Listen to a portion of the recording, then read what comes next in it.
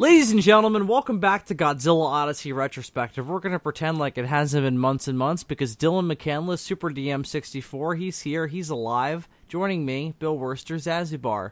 Hi, Dylan. Hi, Bill. I feel like we're like children's show hosts on some like kids like game show in Japan. And fittingly, we're going to be talking about Godzilla today. Yay, kids! So yeah, Godzilla Odyssey Retrospective. It's number 10, Dylan. This is actually a pretty big deal. This is the penultimate podcast in the series. Yeah, because the last two issues of Godzilla Odyssey were going to be a huge two-parter. There were 12 in total, if you're not good at math. And so the next video we do is just going to be covering both of those at once. And we'll be done making. We'll have finished the retrospective on the thing we never finished. We're gonna finish something, Dylan. I mean, holy fuck! What a conundrum in and of itself.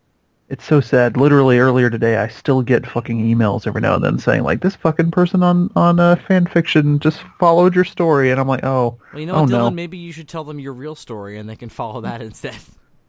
Oh, definitely not. No. So instead of that horrible thing they could be doing, they're going to be following the last two podcasts that we're going to put up in this retrospective series on the fan fiction epic saga that we never finished. So yeah.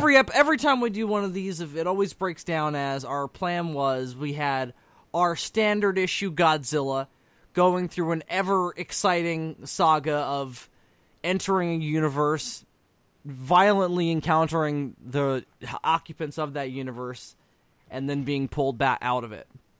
I feel like I should do one of these retrospective series on my own for that thing I never wrote that was basically Monster Planet but better. Well, you'll have to make your retrospective better than the movie, so that won't be. It won't be hard. Can you have better animation though? You have to prove I feel like my Odako video, which was just a series of still images, was better animated. That is quite the dig.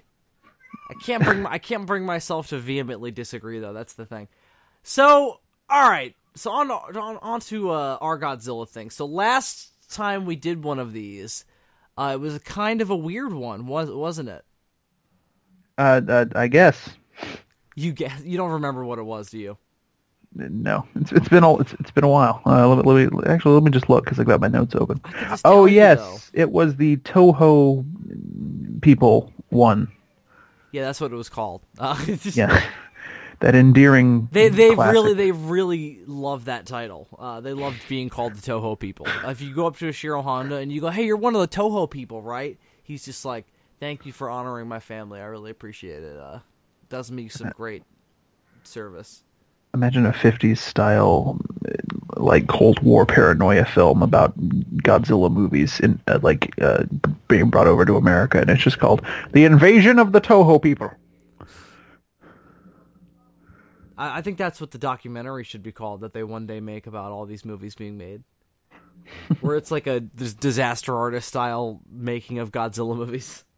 Where it's just Sakurai going, "Nakajima, we're going to light you on fire for real, okay? What? All right, let's do it." I cannot wait to hear James Franco's impression of Ishiro Honda. That's going to be great. Yeah, that's going to be good. No, I feel like Franco should be Sakurai. But Dave being maybe Franco should be Tanaka. No, Franco should be nobody. He should not be in this movie.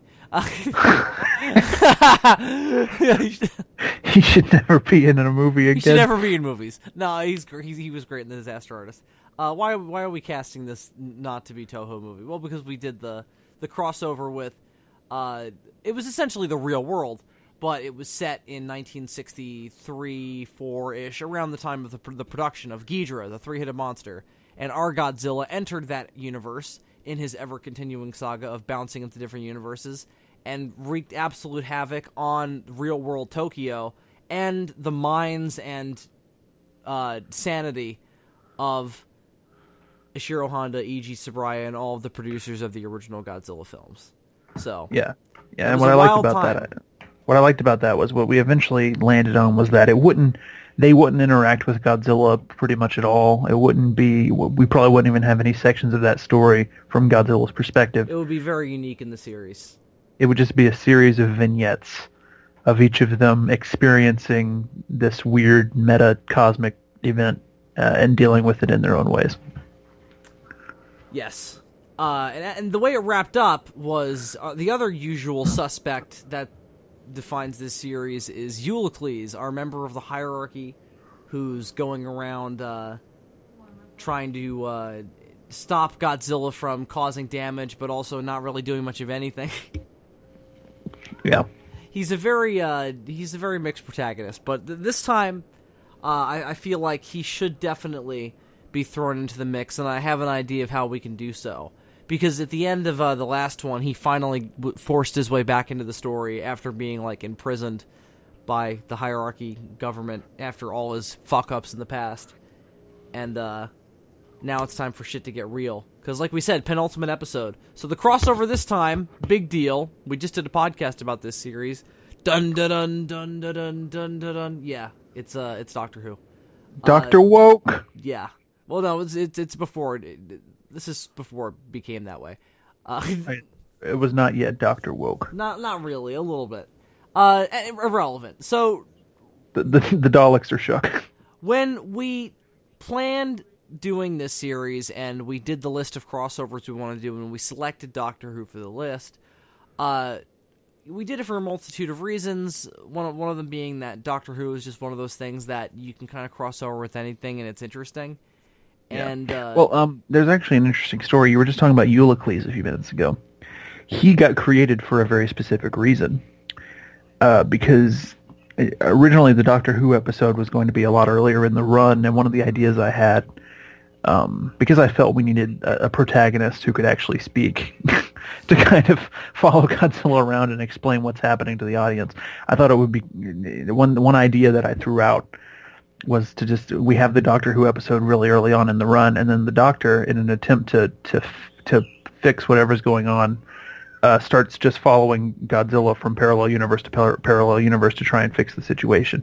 We didn't want it to turn into a Doctor Who story, though, and so what we wound up doing instead was inventing the hierarchy, which is basically just Time Lords, but for the multiverse, and creating Eulicles, who was basically a Doctor Who stand-in type of character to fill a similar role, and that was how we came up with that whole concept. Yeah, we never really developed him a lot to really differentiate him too much from that archetype of he doesn't really agree with the overall deal, but he's still got morals and stuff.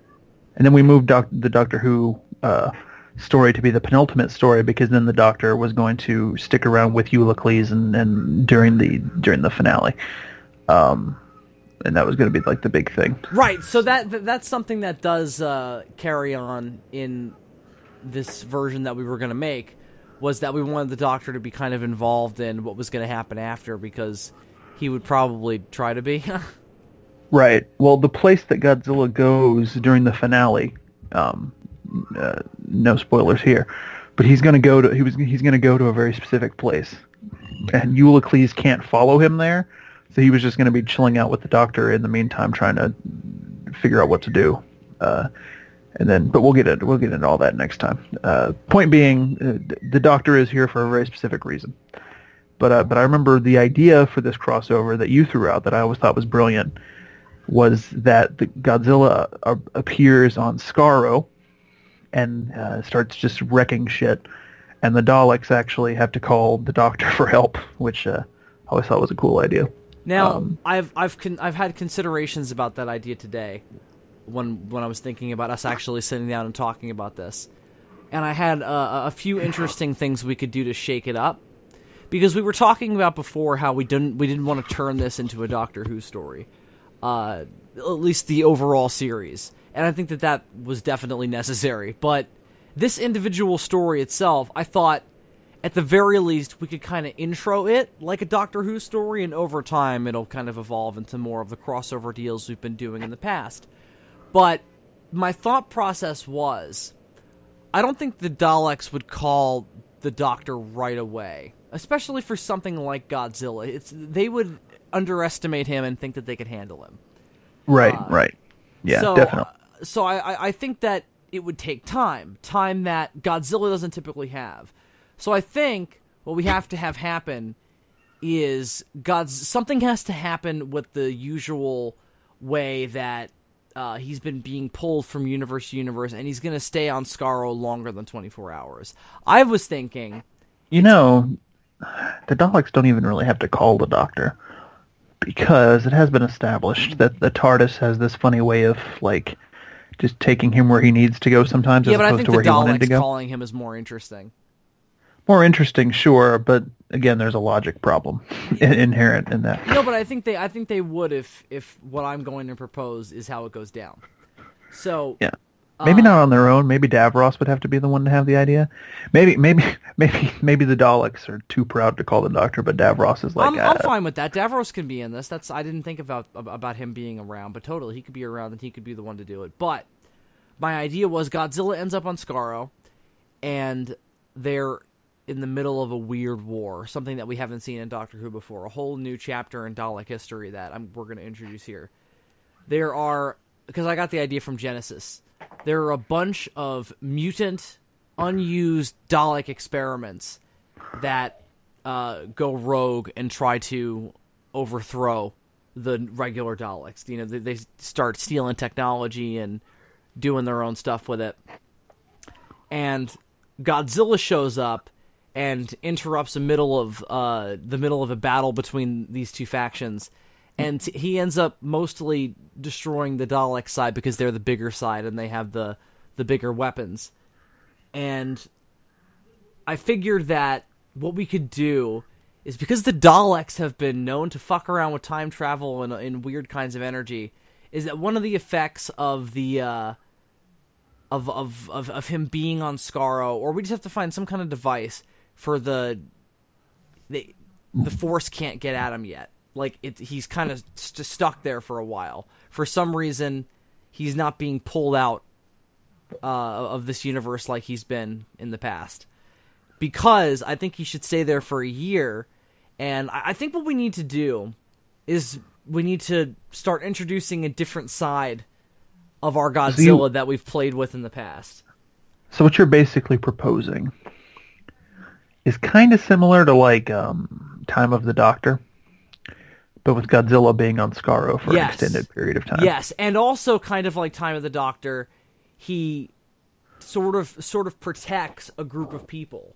So I think, and the way we can explain it practically, and we can and because it'll be over the course of a year, Godzilla will have some time to go through a little bit of some growth, is the creatures are helping him survive on the planet. Because sure, he's used to radiation, but it's still an alien planet. So maybe they're like, I don't know, they're giving him access to radiation that he can absorb, and water that he can kind of heal in, and whatever he needs that we could come up with in a more detailed, writing situation. But I want to kind of do like a Planet Hulk with Godzilla on Skaro. So he kind of forms like a symbiotic relationship with this band of rebels of mutated Dalek creatures, and kind of becomes a little more of a benevolent protector, which we're already going to develop this Godzilla into, and we've kind of been playing with that in the past anyway. So he helps these creatures fight off the Daleks, and I feel like Godzilla and them teaming up would be something the Daleks would worry about. Because I feel like Godzilla on his own, maybe the Daleks could find some way to get around him. But because the mutated Dalek creatures know the Daleks, and they build up a familiarity with Godzilla, they can fuck up the Daleks real good. And what we can also have is a year of Godzilla fighting insane Dalek monsters and like a montage of panels. Because the Daleks would send, like, Nightmare Child, rejects after Godzilla, Mm-hmm. And I think that's the way we would do it. And so the Doctor would come in, but I don't think we would know all that up front. I think the Doctor would come in and figure out that's what's going on a little bit gradually, like he usually does, and play it like a Doctor Who story. And I feel like at some point, and this is probably super obvious, but for a good reason. I feel like at some point they would just build a giant Dalek. Sure. or something akin to that. You know? Yeah, well, I also want a Dalek squid type thing, like the kind of like the Watchmen squid, but it's a Dalek. I feel like that should go up against Godzilla. And you can have that happen at whatever point in the story, either in that montage I mentioned, or you can have that happen over the course of the Doctor being there. But like I said, I don't think the Doctor should interact with Godzilla right away. He should go to the main city at Skaro, interact with Davros a little bit, like you said, maybe the higher-ups in the Daleks, and be like, listen, you guys need to really deal with this, because it'll be bad for everybody else if, maybe this thing will get out. Because I would love to write some Doctor v Davros dialogue. Oh, that's the dream. Well, we need to establish right now that this is not any old Doctor. This is because of when we were going to write this. This would have been 11 in Clara. Right. This would have been right after. This would have been right after the finale of season 7. Right, and I feel like that's a good thing because that's perfect timing. Because if you do Capaldi, then having him interact with Davros and go to Skaro is all very familiar. We could do that now. But I don't think we should, because that wasn't our intention at the time, and I think it'd be cool to maintain that. Right, because so you can't 11 in Clara. You can't go too far back because Eccleston and Tennant were always under the impression at any given time that the Daleks were extinct. No, I think that the Daleks are an established thing in the universe at this point. There's a big gap of time between the end of season 7 and the day of the Doctor and time of the Doctor. So, totally perfect. It's not until after Victory of the Daleks in season 5 that it's like, they're back, and they're just going to be around now. They're back? We're not just going to keep explaining how they avoided extinction, because now they're just a thing. So deal with it. Mm-hmm. And I didn't say at what point in their history this took place. It's just a point in time where there's this new war happening. Right. What do you think of that? That the idea of a bunch of reject Dalek creatures going, all right, they think that we're just a bunch of like dumb fucking rejects, but we're gonna rise up against them, and they form a little like subsect cult, and they start rising up as rebels. And then Godzilla shows up, and they've suddenly got like the perfect fucking ace in the hole against the Daleks. I like it. I can't believe that hasn't been done, actually. The idea of the unused mutations fighting the Daleks or evolving into something all of their own. So the other reason I wanted to introduce this idea is that once the Doctor does figure out what's going on, that Godzilla is helping these creatures, and that he's not... Because I don't want the Doctor to... I want there to be a reveal where the Doctor realizes, okay, this is not like a ravenous, destructive thing. Like, that's just destroying Skaro indiscriminately. He's doing it for a reason.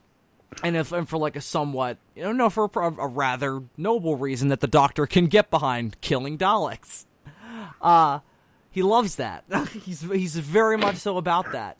So I think he's real good at it. Then the conflict becomes Godzilla wants to stay, and Eulicles, he's kidnapped. The Daleks have taken him prisoner, and they're torturing him for information.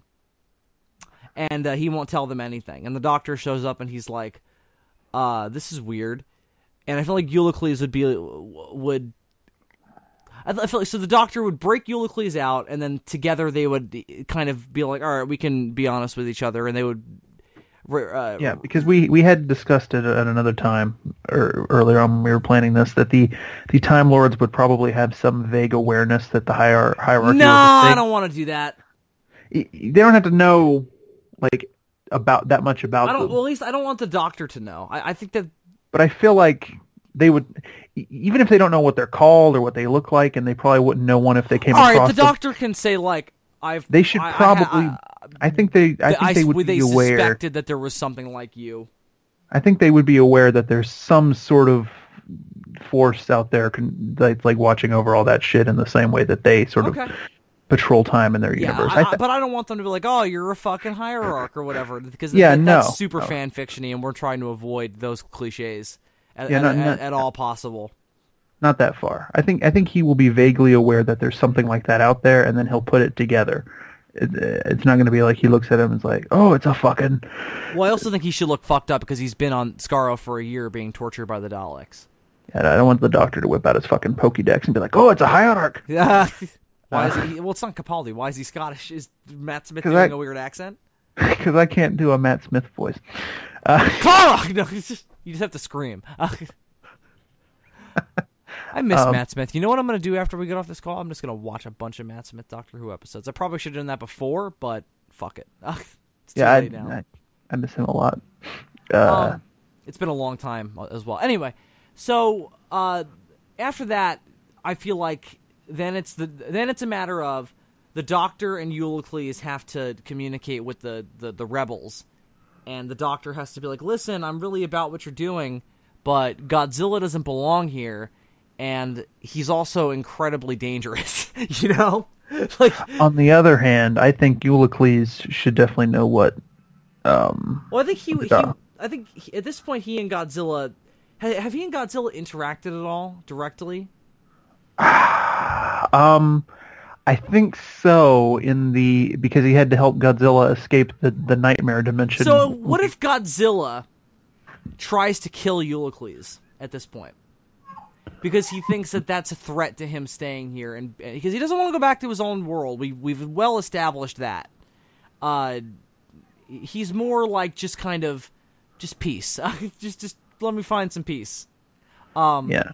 I like the idea of him wanting to stay on Skaro now because I don't want to get into spoilers about the finale, but the ultimate thing that's going to happen is that he's going to come to a point where he has to make a choice, and he's going to choose to go back to his home dimension.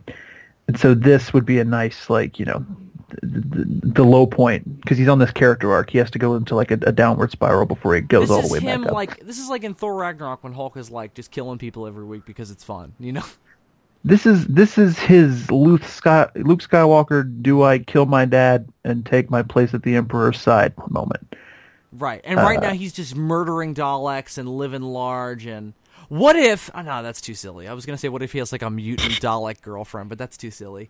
That's the worst idea I've ever heard. Well, okay, he can have like friends. He can have like friends and stuff, though. He can have like a friendly relationship with them. It doesn't have to all be like, give me the radiation and then fuck off. No, I think he should be kind of like, you know, because I feel like the reason why I did that was because he could have a connection with them of, you know, they didn't choose to be how they are. They were forced into this freakish situation, and they're trying to make the best of it. He could definitely have that. But we don't need a fucking... I was somewhat kidding, but that's just what came into my head first, and then it turned into something better. A fucking John Smith. Well, because I was thinking of like Planet Hulk, and you know he has his Kyra the Old Stone, and I guess kind of Valkyrie in Thor Ragnarok. Although there are like other prostitutes who he seems to bang. But that's an idea that works better for a Hulk than it does a absolutely. Godzilla. No, you're absolutely. I turned on that pretty quickly. No, that's like the fucking giant Komodo dragon from which I was okay with, and you're not. That's bullshit. It's fine. Godzilla can mate, but not. There's a difference. The Daleks need to do something incredibly stupid in this moment. I think the Daleks need to go. We are going to blow up the entirety of Skaro. We're going to leave Davros here. We're going to fucking leave all of you here. We're going to leave a bunch of Daleks here to distract you. And we're just going to fuck off. I think that needs to be the thing that the Doctor needs to stop. And in the meantime, Godzilla will be fighting a big monster. I feel like... Or maybe the giant Dalek that you were talking about before. Or maybe Godzilla should be doing something a little more interesting than that. We're trying to have him be on this character arc. What if Davros was secretly working with the fucking mutant Dalek rejects? Because I love that. I love that already. Because hear me out on this. Every time we've seen him in New Who, he has this weird relationship with the Daleks, probably because of the whole Civil War back in the original series, where he's kind of like a pet, and like they keep him in a room somewhere. Yeah, and, like, that's the relationship I was imagining when you mentioned we should include him. And he like works on sciencey things for them, and they like protect him because they're loyal, but at the same time, it's like he can't run shit. And I feel like he should come to a point where he thinks like I can use this whole situation to become the Emperor of the Daleks again by by aligning himself with the mutant. Very similar to what he did in Genesis, where he's like going behind What if they're the farming college. Godzilla for DNA? Potentially, that's an interesting idea. He could be experimenting What with if Godzilla. Davros, because he's been there for a year, what if Davros made a Godzilla Dalek monster? What if that's the giant squid thing you were talking about? Is that too similar to what we did with the Pac-Ram crossover? Because that's exactly what the fucking precursors did. You know what? It probably is. So let's scrap that. What if Davros simply takes... I feel like it's more just him trying to use this war to... What if Okay, yeah, fine. What if Davros just uses the situation? I feel like he's just trying to use Godzilla to eliminate both sides of the war so that he will then be free to start over. Creates an equivalent. He wants to create a new Genesis of the Daleks. So let's say he does create a big monster, but it's not a Godzilla hybrid. It's the Dalek equivalent of a Godzilla, like a big squid or something, and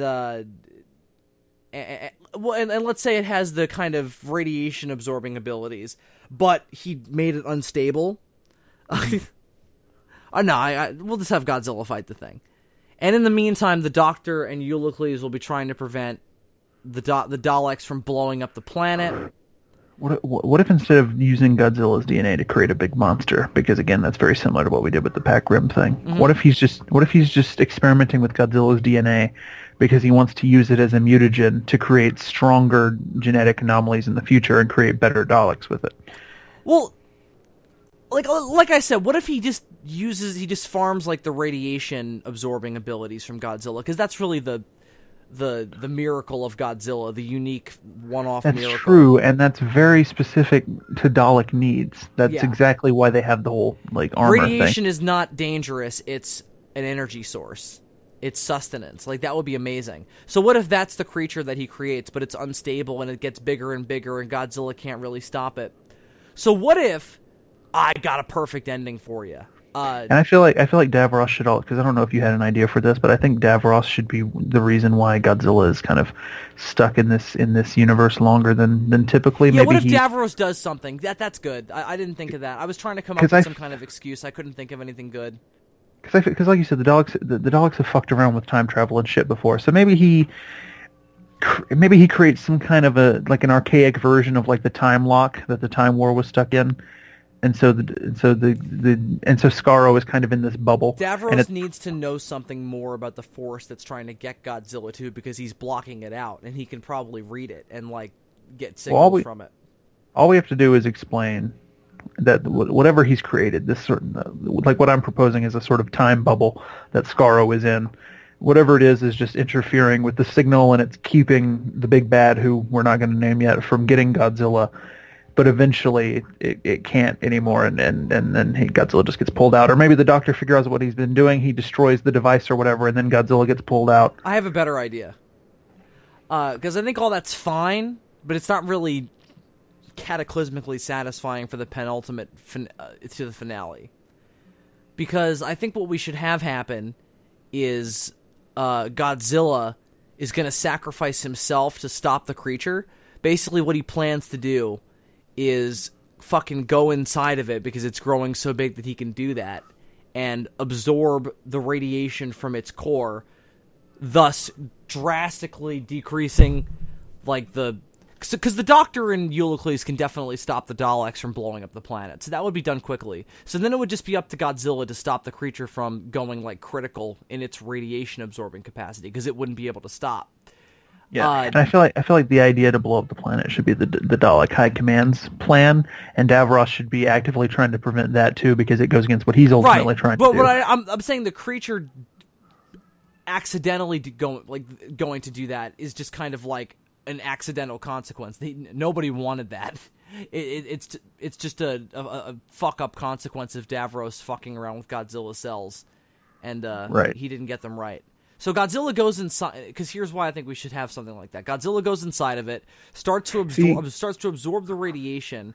See, what I'm liking about this is it's a little different from the Pac-Rim thing, because what I'm picturing is just a giant Dalek squid thing. Something so big that Godzilla can climb inside of it, like Orga times 10.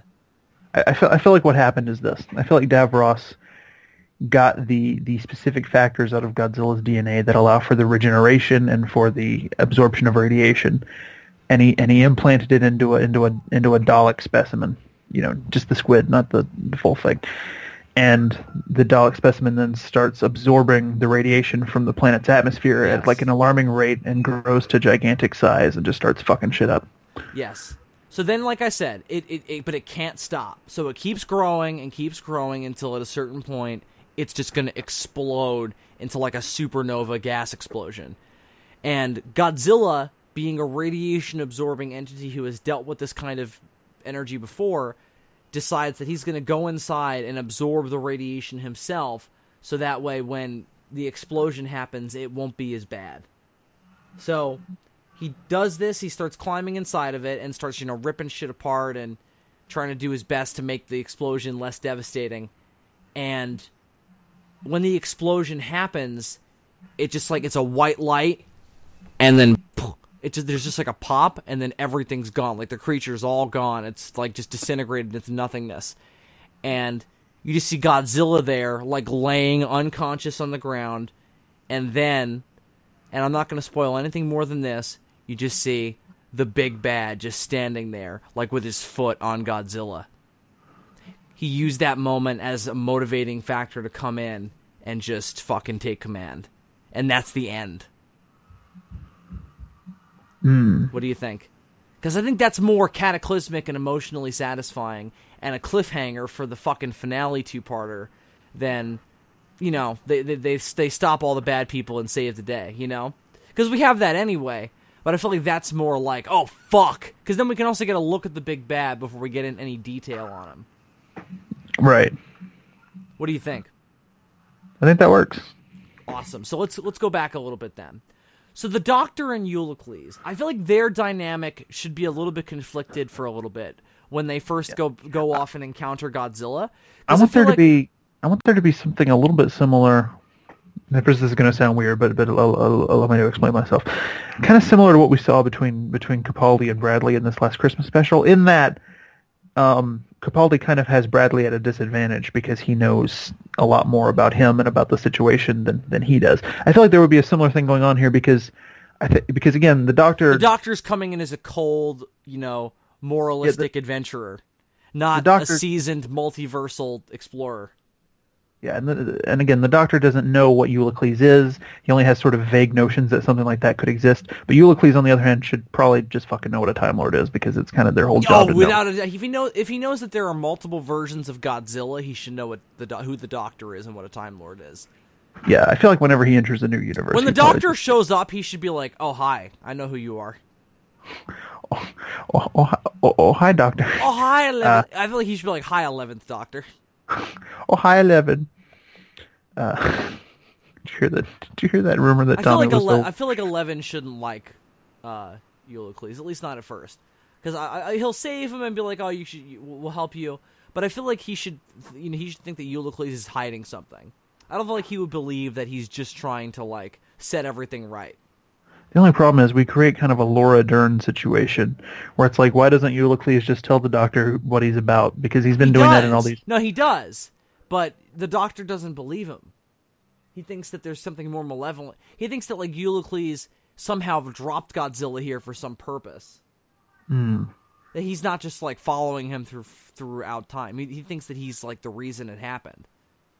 But quickly he realizes that Godzilla is his own independent force. And I think once the Doctor starts talking to Davros about the block that he's put on the signal that's trying to get to Godzilla, the big bad, the Doctor will believe Eulicles. So then I feel like the conflict really kicks into gear when they go and interact with the Dalek rejects and the Godzilla. Because the Dalek rejects obviously don't want to lose Godzilla. I feel like the Dalek rejects would also try to kill Eulicles and capture them all. Because the Doctor's always got to get captured, right? Or the companion. Clara, I think, should work with the rejects for a while. I feel like she should, like, hang out with them for a while. And you want to do something... This whole story is very inspired by Genesis so far. You think she should get separated like Sarah Jane did in Genesis? She should go off with a troop of Dalek rebels and fight some Daleks, yeah. Interesting. Yeah, I think that would be cool. Got it. I got a perfect idea. So when the doctor, so the Doctor, Eulicles, and Clara are on their way to the Dalek rebel camp, and in the meantime, they get attacked by real Daleks, and the rebels come in, and that's when they get separated. So, and maybe Godzilla comes in and blows up a bunch of Daleks or whatever. But I feel like the Doctor and Eulicles shouldn't see Godzilla at that point. I feel like Clara should be the first one to see him. I feel like the Daleks should, blow everything up. Clara gets separated off with the rebels. Then the Daleks come back and start shooting at the rebels, and they're like, we're screwed. Then you hear Godzilla's roar. He comes over the mountain, fucking wipes out the Daleks, and the Dalek rebels are like, yeah, our savior is here. Woo, Godzilla, go. Well, I don't think they would call him Godzilla. They would have no idea he's called that. We'd have to come up with some Dalek name for Godzilla, which would be interesting. I have no idea what the hell they would call him. I don't know. I don't know either. And then Clara's like, that must be, Godzilla. Or I feel like they would just call him something like super like simple and obvious. Yeah, it would be simplistic sounding, but it would have very deep implications for how they view him, though. I don't think they would call him. I don't think they should call him something like Destroyer or anything like that, because that's too vague. No. I feel like they would just call him like the Mutation or something. What? That's ridiculous, because they're all mutations. They're all different too. They're not all the same. It is ridiculous, but he's also different from a Dalek, and then there's the whole like Dalek ideology concerning that. And they should call him something. Nah, that's terrible. That's not terrible. I just think that it's not what we're looking for. I feel like because the Daleks aren't about ascribing names that have like but real. But these are also rebels. They're not full on Daleks. They're just the creatures that are going off on their own. So maybe they're a little more. They're a little more emotional. They're trying to be different. There's the whole army of Dalek cons running around, fucking. So I feel like they would give him a different kind of name. We can. The regular Daleks, on the other hand, they would probably just call him something like the Mutation, because their whole thing is. I think they would call him the Anomaly. So, yeah, something along those lines, because their whole thing is just sort of like. What if there's like some kind of myth from ancient Skaro history that the Daleks have saved in their memory cores that the rebels have access to, and it's like some monster, and they refer to Godzilla as that. It's not bad, but it's kind of similar to the whole oncoming storm thing that they already did with the Doctor. Yeah, but that's cool then. That's a parallel to them. Parallels the crossing over of the two characters. So anyway, I think Clara should hang out with Godzilla and some Dalek rebels for a while. And then and Clara will see firsthand that Godzilla is helping these guys out. And when they meet up with the Doctor, she'll be like, he should stay. He deserves to be here. He clearly wants to help these people. And the Doctor... Wait. So in season 8... When they went inside the Dalek, that was the first time Clara ever met one, right? No, because she met them in Day of the Doctor, too. Okay. And she was one in Asylum, which she remembered by that point. That's true. Okay, we got to go before any of that shit happened. Because I feel like she needs to have no preconceived notions of what a Dalek is in order for this story to have the maximum impact. Because I feel like what we need for her to do is sort of come to sympathize with the Dalek rejects and shit. And if this is like post like her, in Day of the Doctor, or post her like going into the Doctor's time stream and doing all that shit, then she's going to go into it with a lot of baggage. You know what I mean? Yeah, but if she knows more stuff, that will be easier on us to write it, because then we don't have to write her realizing it for the first time. Does she even know what the word Dalek is then at that point? Yeah, no, definitely. I think that we should just let all that stand. I think she's encountered them before. She knows them. The Doctor's explained. I think that will be better. So then the only matter is so the Doctor, obviously I think he should try and have Davros help him figure out what the evil force that wants Godzilla is. I feel like, and Eulicles would be helping him. I feel like Eulicles should also plan on killing Davros and wiping out all the Daleks, and the Doctor's like, no! What's wrong? So there's conflict there. Wait, who, Eulicles? Yeah. That's not really his thing, I guess. Yeah, it's not really in character. Yeah, never mind. If it was like the head hierarch stepping in and being like, just fucking blow up the whole planet, then I could believe it, because we could have them step in too, because this is technically the last time we would really encounter them. Because it's already been established that he's super shady. I mean, he masterminded the whole Gabra thing in an attempt to bring an end to the situation. Okay, you know what? Now let's not fuck around with the other hierarchs until the next two-parter. Let's just leave this with Eulicles for now. So Eulicles, let's say that Eulicles is attempting to figure out how Davros blocked the signal, and also trying to figure out, like, you know, what exactly is going on, what wants Godzilla. So maybe they do some postulating together, and they start to figure, like, oh, there's some entity out there that wants him.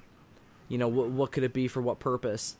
And, you know, let's just have Davros say something along the lines of, hey, listen, I can't imagine any intelligent, you know, scientifically inclined being out there that wouldn't want Godzilla, because he's just a goldmine of you know, capabilities and potential for scientific breakthroughs, because he's just this unique wonderland of just, this would never happen in any other life except this accidental mutation.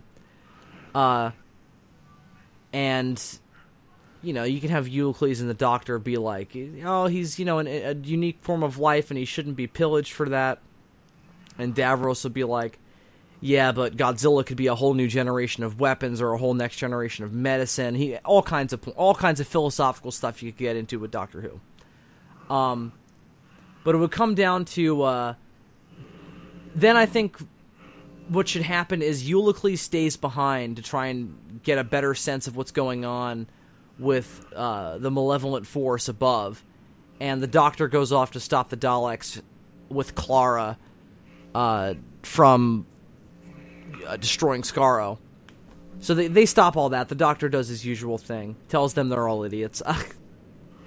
And at the end, I think the Doctor should show up at Eulicles on the TARDIS and be like, hey, hop in when the big bad shows up. And Eulicles is like, okay.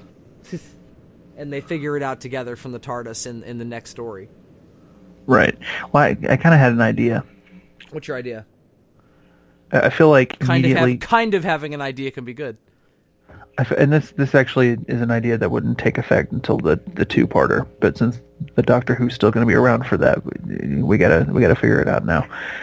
What if after the big thing explodes and Godzilla gets sent to the other dimension and everything, just fucking everything on, like, Skaro fucking freezes, like everything's fucking frozen, kind of like what happened in the Christmas special, but it's a little different. Everything's just fucking frozen except the Doctor and Eulicles. Like, what the fuck happened? Oh, I like that. And then the other hierarchs show up, and they're like, you've made a fucking mess of this whole thing.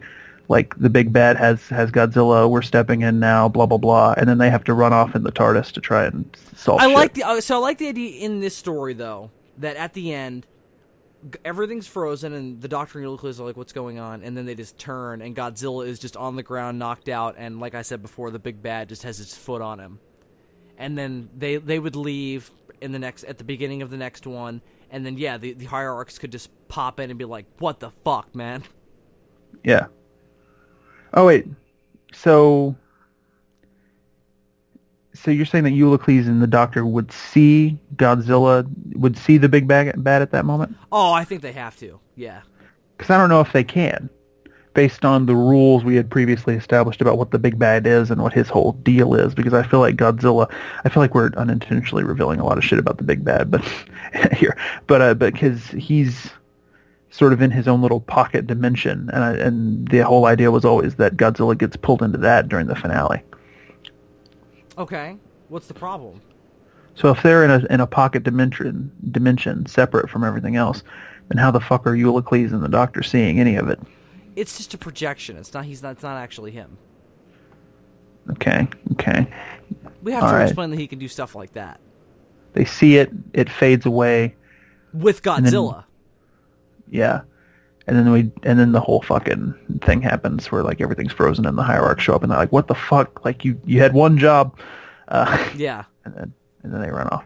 Yeah, I think that'll be great. All right. So I think we have to reveal something. Let's see if we have to go back at all and figure anything else out. I feel like Davros should not. I feel like I'm walking on eggshells a little bit here because I don't want to reveal the big bad yet. I feel like we should reveal one thing, but I want to save it until the end. Davros' fate. I feel like we should not kill him, obviously, but leave him like in an ambiguous position. What if we just have like Godzilla swing his tail and it like knocks the building over that Davros is in? Mm-hmm. Kind of like what happened to that guy in Mothra vs. Godzilla, the greedy criminal, when all the debris came down on him. So, like I said, Davros in a building, ambiguously left, probably not dead, but probably not alive either. He's got a bump on his head. He's like, oh damn me. Yeah, I feel like in the end when the giant the Dalek monster is destroying things, Davros just like slips out the back door, like, bye. You know what I mean? Yep, no, but I feel like he tries to do that, and then Godzilla like steps on him or something, or like he destroys the building that he's in. I feel like that'd be better. I feel like we should have a scene where there are just Daleks running in terror from the giant squid monster, like a Godzilla scene in a traditional Japanese movie, but like Daleks instead of Japanese people, and the big squid instead of Godzilla. I also want Godzilla to have, do you think that the Dalek rebels could supply him with some kind of armor? Because, sure, he's Godzilla, but the Daleks are Daleks. Like maybe their weapons have a little more of an effect on him than you might think. Like, what if they give him some armor? Not like Iron Man, but like something similar to what Hulk had in Planet Hulk, like some maybe like a chest plate, just some light stuff to maybe give him a little bit of a different look, a little more of like a rugged kind of like earthy look. Might not have to, because what if you explain that the radiation on Skaro is so true. Is so strong that Godzilla is stronger for being there. Fine, but what if the Daleks, and maybe that's part of the reason. Maybe that's part of the reason why he likes it there also, because it's just fucking delicious. What if the rebels like? What if they put some kind of like, garb on him? What if they wear clothes and stuff as like kind of a statement of rebellion against the Daleks? So maybe they paint him or they do something to him. Would they be able to wear clothes? I imagine just like twisted, horrifying monsters. They would around. Definitely have to wear some kind of armor or something to protect them. But yeah, no, I think they should do something. I want Godzilla to look a little different. They should put something on him. Some armor, maybe like some paint, something. What if they don't? What if that's part of the thing? The Daleks haven't changed because they've avoided the radiation by getting inside their suits of armor, but these things have just been forced to adapt to it. And so they're like fucking all fucked up. I think they would put some clothes on. They put some rags on. But can they even make clothes with their little weird tentacles? They're fucking firing ray guns and shit. Yes, they can make weird clothes. The only thing preventing octopi from being civilized and running the world is because they die in 3 years. So I believe some Dalek rebels can fucking do it. The real question is how do the Daleks manufacture any of their shit with their fucking steal it with their plungers? Well, they're not using plungers. They have tentacles and other implements. Maybe that's their advantage. Maybe they're able to win the war because they can manufacture things quicker with their tentacles than the actual Daleks can with their plungers. No, but they're not going to win. I feel like the Doctor should kind of bring that up and be like, it's only inevitable. They're not going to make it. Well, no, definitely not. No. Besides, he's going to get thrust into this next adventure, so in the meantime, they'll get extinct or whatever. I feel like in this story, the whole thing at the end with the giant Dalek monster is going to just ravage whatever was left of them. Yeah. And then in the regular universe, once everything gets put back together with the reset button at the end, they just lose by attrition. Yeah, exactly. I think that's the way it goes. So the only thing that remains is to reveal a little bit about the big bad. The only thing that you could the only piece of information you can possibly glean based on the look that you would have to get of him if this were a comic book or. You know what? You don't even need the Doctor to say that. Actually, I feel like they know that there's no way they can win the war, and that's why Godzilla is such a big deal. Because it's like, now we have this thing, and now we've got a shot at winning, and so that's their whole. I'm fine with that. That makes sense. Doesn't have to be addressed. So we need to reveal a little bit. The only little bit of information that Ulysses, the Doctor, could glean by the little look at the projection of our big bad that they see when it comes to collect Godzilla. And that is that it looks a lot like Godzilla. Different and bizarre and frighteningly unique and bigger, but still very Godzilla-ish.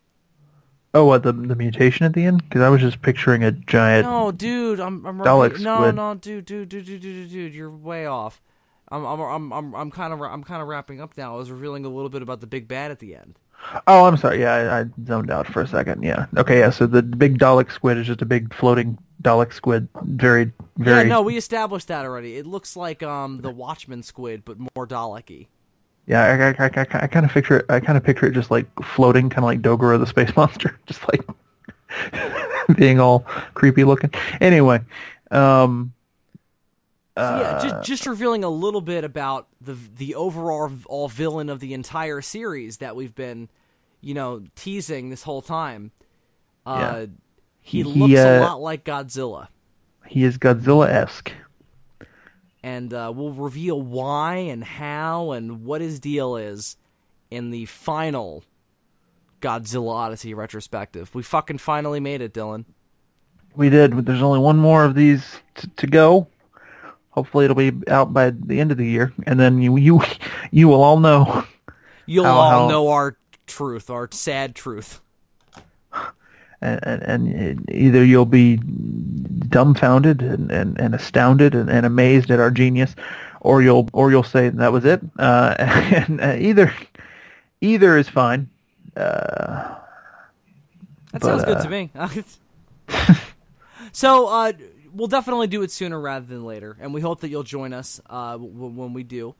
And as we always say, since this isn't like an ongoing kind of writing brainstorming process, if you have any suggestions, throw them down in the comments. We'll definitely take them into consideration, and by that I may ignore them. But we definitely still like to see them.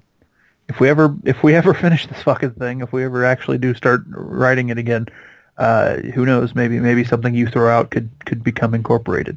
And also just give us a sense of how you feel about what we've come up with. If you think it's good, if you think it's crap, and why. Exactly.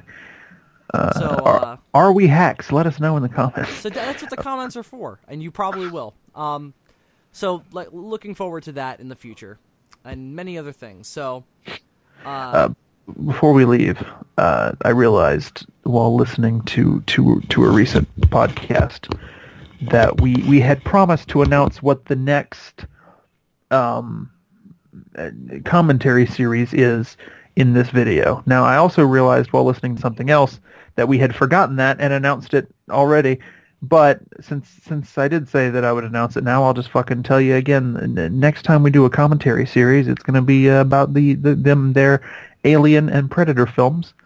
Yes. So we're doing the Alien and Predator movies in chronological order. All the aliens, all the Predators, all the aliens versus the Predators, all the Prometheuses, all the alien covenants. Would it be Promethei? Whatever, huh? Yeah, we're gonna do them all, and we're just gonna do them. We're just gonna do them in the order that they came out, because trying to do them in some sort of in-universe order would just make our heads explode. We don't want our heads to explode. That sounds unpleasant. You can't make sense of this universe. I've tried. All right. This will be fun then. Anyway. So yeah, that we're gonna do that in the release date of the Predator was actually pushed back from August to early September. So we have some more time to make this. Oh, it has been? Oh, I didn't hear about that. Yeah, I don't know why. There were a couple of other movies that Fox pushed back. That's unfortunate. I don't know why. There's nothing coming out. I think it has something to do with the rating, because of the R rating. Maybe. I think that's R-rated movies in summer don't often do well. That's a trend. I almost wondered. I don't know. I haven't seen the movie yet, so I don't know if they're going in more of like a horror bent with this movie. But maybe they're thinking like because it made such a splash last year. That's probably what they're thinking. But I have a feeling that they wanted to put something else out and they pushed it back, and they had to push all their other movies back in response. Yeah. So this series will happen in early September. So it won't be that far removed, but still. Look we also have soon. We also have something tentatively planned that may be in November, but we'll wait till closer. Yeah, we'll wait until that's a little more developed. But also another big announcement, and we've already announced this in a few other places. But March on DFOS, Samurai Month. If you like samurai things, we're gonna talk about some. So be prepared for that. And if you can't be prepared, just fucking deal with it, you big pussy. No. All right. So, guys, that is the end of Godzilla Odyssey Retrospective number 10. We hope that you had a wonderful experience bouncing around from dimension to dimension with us, and we will see you in the next one. Until then, I'm Bill Worster, a.k.a. Zazubaar. And I'm Super DM64. And don't be a Dalek rebel. It probably won't end well for you. Exterminate! No.